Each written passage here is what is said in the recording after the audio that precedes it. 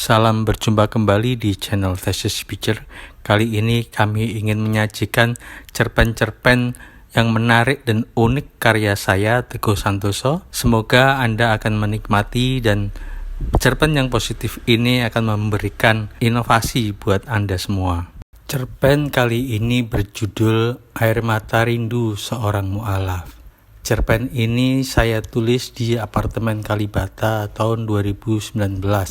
Masih banyak teman-temanku meragukan ucapanku insya Allah setiap bikin janji apapun. Katanya insya Allah itu tidak pasti. Aku bahkan dilarang mengucapkan insya Allah lagi kalau bikin janji. Katanya kalau janji harus pasti, bisa ya bisa, enggak ya enggak. Jangan insya Allah. Kebanyakan orang kalau sudah mengucapkan insya Allah seperti tidak punya beban untuk memenuhinya. Begitulah dalih mereka. Kita ini di Indonesia, teman-teman kita juga berbeda-beda agama. Jadi berjanjilah secara nasional saja, begitu tambahnya. Saat ditegur begitu di grup WhatsApp, aku seperti ingin pergi dari dunia milenial ini.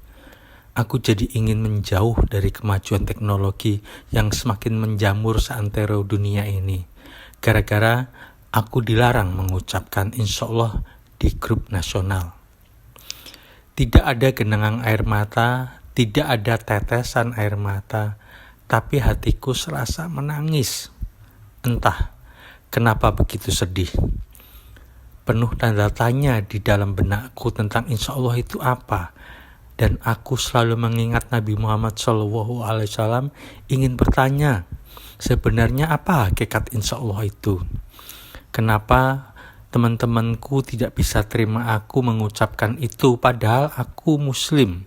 Sekalipun aku tidak hafal Al-Quran, sekalipun aku tidak fasih mengaji, sekalipun aku hanya bisa sholat 5 waktu, karena aku hanyalah seorang mu'alaf. Aku beranikan menemui seorang ustadz di sebuah musola. Sore itu, aku sengaja menyempatkan sholat maghrib berjamaah di sebuah musola sebuah kampung dekat perumahanku yang tergolong terpencil. Aku mengikuti sholat maghrib berjamaah hingga akhir dengan segala urutan doa-doa yang dipimpin ustadz itu yang diakhiri dengan saling bersalam-salaman dalam barisan. Ketika ustadz itu keluar dari musola, tidak memakai sendal jepitnya, aku hampiri. Pak Ustadz, ada waktu enggak saya ingin bicara? Insya Allah ada. Ucap Ustadz itu singkat. Pak Ustadz itu duduk bersila di teras musola dan ku ikuti bersula di depannya. Sebenarnya insya Allah itu artinya apa Pak Ustadz? Atas izin Allah. Tapi pengertiannya bagaimana Pak Ustadz? Setiap apapun yang akan kita lakukan selalu harus atas izin Allah. Maaf Pak Ustadz, saya ini mu'alaf. Jadi saya ingin paham betul apa itu insya Allah. Apa itu atas izin Allah. Soalnya teman-teman saya selalu meragukan saya kalau saya bilang insya Allah. Padahal teman-teman saya itu, ya maaf, beda-beda agamanya. Saya harus bagaimana? Tetap harus yakin mengucapkan insya Allah. Apapun yang akan kita lakukan itu pasti atas izin Allah baru bakal terwujud. Bukan kita yang menentukan itu pasti terwujud. Coba bayangkan, seandainya kita berjanji kemudian ada sesuatu yang darurat terjadi, apakah kita bisa memenuhi janji itu?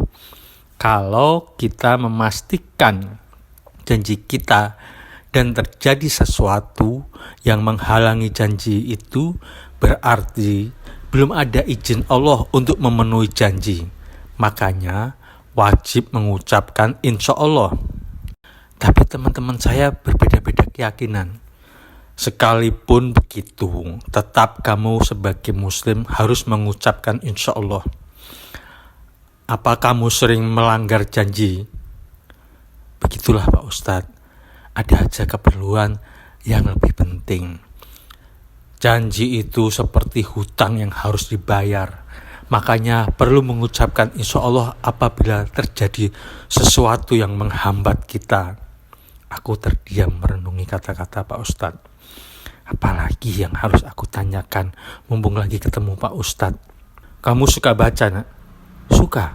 Begini, bagaimana kalau kamu saya pinjami buku riwayat Nabi Muhammad dan di dalamnya terdapat sejarah asal-usul kenapa seorang Rasul juga diwajibkan mengucapkan insya Allah.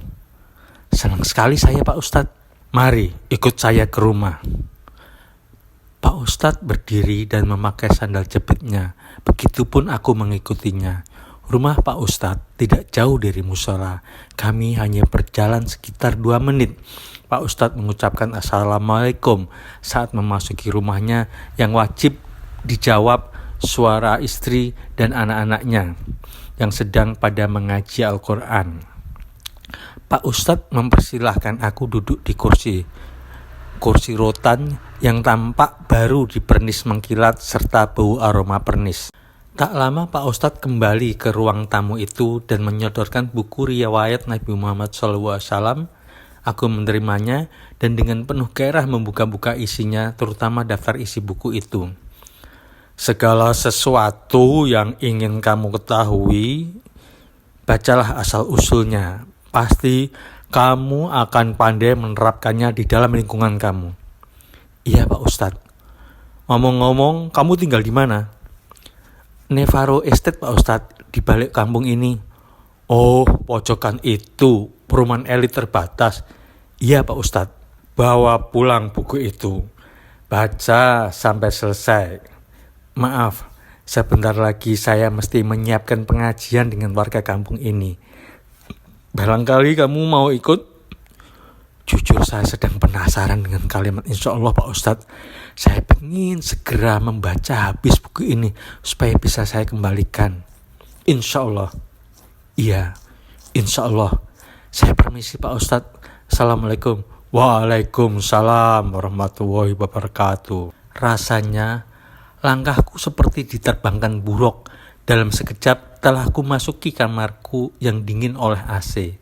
Warna tembok yang beraneka corak dengan hiasan poster-poster Jim Morrison, The Doors, Rolling Stone, Slang, Michael Jackson, Mick Jagger, serta Quentin Tarantino komplit dengan lampu yang temaram. Kunyalakan lampu baca di dekat meja editing Apple-ku. Kuletakkan buku itu, kuambil 3 kaleng root beer untuk persiapan membaca yang kuletakkan di dekat buku. Juga beberapa roti Britol yang masih tersisa. Seperti persiapan tempur membaca buku itu harus habis malam ini juga. Aku duduk dan langsung kubaca buku itu lembar demi lembar, bab demi bab, hingga kisah riwayat Rasulku ku ketahui dalam semalam suntuk. Kemudian aku ulang sekali lagi bab yang mengisahkan asal-usul insya Allah yang ingin aku pahami betul. Seusai membaca, aku tutup buku itu dan termenung sejenak. Begitu panjang Rasulullah SAW mendapat pelajaran untuk umatnya tentang insya Allah. Itu baru insya Allah. Belum pelajaran-pelajaran hidup yang lain yang mesti disampaikan kepada umatnya. Ternyata insya Allah suatu kisah panjang. Ketika beberapa kaum Quraisy ingin membuktikan kenabian Rasulullah SAW dengan menanyakan kejadian-kejadian yang kalau Nabi Muhammad bisa menjawab, maka benarlah beliau memang utusan Allah. Minggu demi minggu kaum Quraisy itu menanyakan dan selalu dijawab Rasulullah, besok akan kuberikan jawabnya. Tapi sampai fajar hari Rasulullah tidak pernah ditemui malaikat Jibril seperti biasanya yang selalu diutus Allah menyampaikan jawaban untuk menolong dari kesulitan yang dihadapinya, dan hingga sebulan lebih tidak bisa menjawab pertanyaan dari kelompok agama kaum Quraisy itu. Para pengikutnya juga bisa terbayangkan akan keraguan yang terbesit, hingga akhirnya setelah sebulan lebih itu turunlah malaikat Jibril memberitahukan bahwa Allah meminta Rasulullah untuk mengucapkan insya Allah setiap ucapan maupun rencana yang akan dijanjikan. Maka ketika para kaum Quraisy datang untuk kesekian kalinya menanyakan kejadian-kejadian yang diharapkan Rasulullah pasti akan mengetahuinya, Nabi Muhammad menjawab, insya Allah besok akan diberitahukan. Setelah Rasulullah mengucapkan itu, tidak lama kemudian malaikat Jibril pun menemui Rasulullah dengan memberikan 3 jawaban tentang kejadian-kejadian yang dimaksud, diantaranya Ashabul Kahfi dan kisah Zulkarnain. Keesokan harinya Rasulullah dapat menjawab kejadian-kejadian itu dengan rinci dan kaum Quraisy pun itu membenarkannya. Dari peristiwa asal-usul itu, aku merenunginya. Betapa pentingnya mengucapkan insya Allah terhadap apapun yang akan kita janjikan maupun yang kita rencanakan. Astaga, aku sampai belum sholat isya. Ini sudah hampir jam 4 pagi. Aku segera mengambil air wudhu dan menunaikan sholat isya. Selesai sholat isya, langsung membawa sajadah dan berniat sholat subuh jamaah di musola, di mana Pak Ustadz itu pasti mengimaminya di sana. Tidak lupa aku bawa buku riwayat Nabi Muhammad itu untuk kukembalikan segera. Ini pertama kalinya aku datang ke musola paling awal di antara yang lain. Dan ini pertama kali aku mau berjamaah sholat subuh di musola. Selama setahun ini saya jadi muslim. Beberapa orang mulai datang. Memang tidak seramai berjamaah sholat maghrib yang hampir memenuhi ruangan musola. Subuh itu hanya segelintir orang yang bangun berjamaah. Setelah salah satu orang mengumandangkan azan, baru datang lagi 3 orang. Mereka menyalamiku. Kami semua yang membaca sholawat sekitar 9 orang termasuk aku. Pak Ustadz belum datang juga. Semua sepertinya menunggu Pak Ustadz untuk mengimami sholat subuh. Akhirnya diputuskan untuk segera dimulai sholat subuh. Salah seorang mengumandangkan qomat dan kami sholat subuh berjamaah. Aku mengikuti sholat subuh hingga pembacaan doa-doa seusai sholat dan saling bersalaman. Saat kami keluar dari musola, terdengar suara mobil ambulan meraung-raung memasuki kampung itu. Ada beberapa orang kampung sampai keluar dari rumah. Sama seperti para jamaah sholat subuh itu ingin tahu ambulan itu mau kemana. Kami semua terkejut melihat mobil ambulan itu berhenti di rumah Pak Ustadz. Kami pun langsung menghampiri rumah Pak Ustadz. Para petugas ambulan dengan sigap langsung mengusung Pak Ustadz dengan berangkar. Beberapa jamaah bertanya dengan istrinya Pak Ustadz yang sambil terburu-buru mengikuti suaminya dibawa masuk ke mobil ambulan. Pak Ustadz mau dibawa ke rumah sakit mana? Tanyaku pada petugas ambulan. Rumah sakit Islam kota, Mas. Pak Ustadz dengan diiringi istrinya memasuki mobil ambulan, membawanya ke rumah sakit. Aku mendengar dari pembicaraan para warga kampung yang tadi sempat ngobrol dengan istrinya tadi, kalau Pak Ustadz kena serangan jantung. Tidak ada yang menduga hal ini terjadi. Katanya para warga juga baru kali ini Pak Ustadz mendadak kena serangan jantung. Sebelumnya sehat-sehat saja katanya. Aku pamit sama warga kampung yang masih berkerumun di rumah Pak Ustadz. Aku langsung berjalan pergi dari rumah Pak Ustadz menuju ke rumahku. Tanpa disadari buku riwayat Nabi Muhammad yang berniat mau kukembalikan masih tergenggam di tanganku saat aku membuka gerbang pagar rumahku. Semenjak aku masuk Islam, rumah yang paling kecil di antara rumah papiku ini diberikan kepadaku karena aku memang dianggap paling lain di antara saudara-saudaraku. Papi mamiku meninggal 3 bulan setelah aku masuk Islam. Rumah ini diberikan kepadaku supaya aku tinggali sendiri. Daripada aku tinggal di rumah papiku, tapi selalu terjadi perdebatan soal agama di antara kakak-kakakku dan adik-adikku. Lingkungan bisnis maupun lingkungan keluarga kami kebanyakan Nasrani. Aku tertarik masuk Islam karena penasaran bahwa Islam memang agama terakhir dari semua agama yang ada. Tapi seiring dituduh sebagai agama teroris karena banyak kejadian peledakan bom dan kerusuhan lainnya disebabkan oleh seorang muslim. Hal ini tidak membuatku benci maupun apatis dengan Islam. Rasa penasaranku memang dipicu dari berbagai kejadian bahwa para muslim itu merasa paling benar dan menyuarakan semua tindakannya yang berdasarkan agama disebut jihad. Merasa paling benar itu aku kaitkan dengan Islam sebagai agama yang terakhir dari yang dibawa nabi-nabi. Dari situ aku mulai pelajari sejarah Islam dan Nabi Muhammad. Dan dalam sejarah agama memang tidak ada lagi nabi yang membawa agama setelah Nabi Muhammad. Dari situlah aku merasa yakin agama yang terakhir ini yang paling benar. Sekalipun aku belum pelajari seluruhnya, bahkan membaca riwayat Nabi Muhammad juga baru malam ini. Aku melangkah menuju kamarku yang di lantai atas. Terkejut aku membuka pintu kamarku, melihat poster-poster itu sudah tersusun di lantai dan dilipat kertas serta ikatan tali rafia. Semua atribut budaya asing juga sudah dimasukkan kardus besar. Aku benar-benar lupa mau aku bawa kemana poster-poster dan atribut hiasan asing itu. Aku masih tidak peduli dengan semua itu karena aku teringat Pak Ustadz, aku harus ke sana dulu. Dalam sekejap pun aku telah sampai rumah sakit Islam. Aku seperti orang beruntung yang langsung dapat mengetahui kamar rawat Pak Ustadz. Aku pun memasuki ruangan di mana Pak Ustadz terbaring di ruangan rawat ICU. Aku duduk di sisi kiri berhadapan dengan istrinya yang masih terus membacakan doa-doa. Aku pegang tangan Pak Ustadz. Dia mengernyitkan matanya seakan menolehku, tapi terpejam kembali matanya. Aku hanya ingin mengembalikan buku itu dan mengucapkan banyak terima kasih. Tak lama dokter dan perawat memasuki ruangan itu mau memeriksa. Terpaksa aku harus keluar dari ruangan itu. Melalui lorong-lorong rumah sakit itu, aku mencari tempat sholat, ingin mendoakan Pak Ustadz sebagai rasa terima kasihku atas jawaban yang lengkap tentang insya Allah dari buku riwayat Nabi Muhammad yang dipinjamkannya padaku. Buku yang telah memberi gambaran bagaimana sejarah lahirnya agama Islam.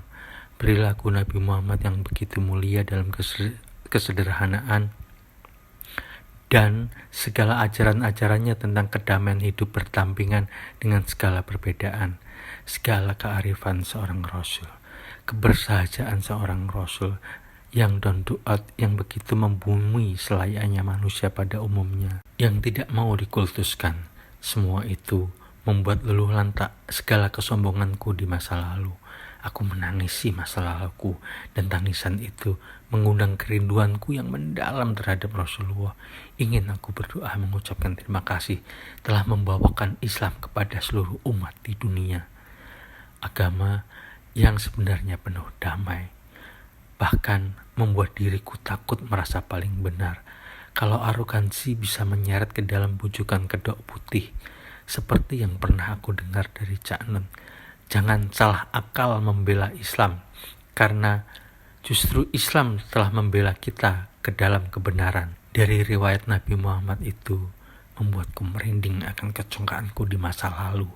Kali ini aku ingin menebus kekeliruanku dengan sederhana, yaitu mendoakan Pak Ustadz supaya diizinkan Allah diberi kesembuhan, diberikan panjang umur untuk membagi-bagikan ilmu dalam memberi jalan kebenarannya dan membukakan pintu rindu kepada Nabi Muhammad yang telah membawa Islam kepada kita di dunia. Betapa bersyukur dan bahagianya aku mengetahui insya Allah itu membukakan segala pintu ilmu tentang damainya Islam. Ingin aku menyerukan, wahai seluruh umat di dunia ini, bacalah riwayat Nabi Muhammad, baik yang muslim belum baca maupun yang belum masuk Islam. Tolong bacalah. Buku itu akan membuatmu rindu yang pilu, rindu yang getir akan segala ilmu hidup yang dicerminkan dalam perjalanan hidupnya. Pikirku terus mengembara. Itu mengantar aku sampai pada musola mungil di rumah sakit itu. Aku sholat dan berdoa untuk kesembuhan Pak Ustadz. Dalam doaku juga tak henti-hentinya aku berterima kasih kepada Nabi Muhammad telah membawakan Islam kepadaku, dan terima kasih kepada Allah Subhanahu wa Ta'ala yang telah memberikan hidayah untuk menengok, mendatangi dan memasuki Islam dengan sepenuh hatiku sendiri. Keseharian mengunjungi dan menengok Pak Ustadz terus berulang hingga hampir 3 minggu berturut, sehingga kondisi Pak Ustadz pun membaik. Sudah dipindah ke ruang rawat inap biasa. Masya Allah, pengunjungnya semakin banyak. Rombongan demi rombongan membacakan doa bersama untuk kesembuhan Pak Ustadz. Dan hanya aku berdiri di samping Pak Ustadz hingga memasuki minggu keempat, di mana Pak Ustadz sudah diperbolehkan pulang ke rumah. Tentu para jamaah di kampungnya telah merindukan diimaminya lagi. Dalam beberapa hari Pak Ustadz di rumah juga sudah pulih untuk mengimaminya di musola. Niatku sore ini ingin turut serta berjamaah sholat maghrib seperti pertemuanku pertama kali dengan Pak Ustadz. Niatku ingin mengucapkan terima kasih dan mengembalikan buku riwayat Nabi Muhammad kepadanya. Seperti biasanya, maghrib selalu dipenuhi jamaah. Hingga salam terakhir aku masih menunggu sampai Pak Ustadz memimpin membacakan doa-doa. Namun selesai doa-doa itu dibacakan, tiba-tiba Pak Ustadz terjatuh pingsan. Semua jamaah spontan mengusungnya untuk dibawa ke rumah Pak Ustadz. Bahkan seseorang sudah menelpon ambulan dari rumah sakit. Sesampainya di rumah putih itu, Pak Ustadz siuman saat direbahkan di tempat tidurnya. Mungkin Pak Ustadz memang perlu istirahat 2 atau 3 hari lagi. Masih bisa aku tunggu hingga aku bisa bertemu langsung untuk mengembalikan bukunya. Karena ada yang ingin ku sampaikan secara pribadi kepada Pak Ustadz. 3 hari kemudian, pada suatu subuh, aku melihat Pak Ustadz keluar dari rumahnya. Dia menuju musola saat qomat dikumandangkan.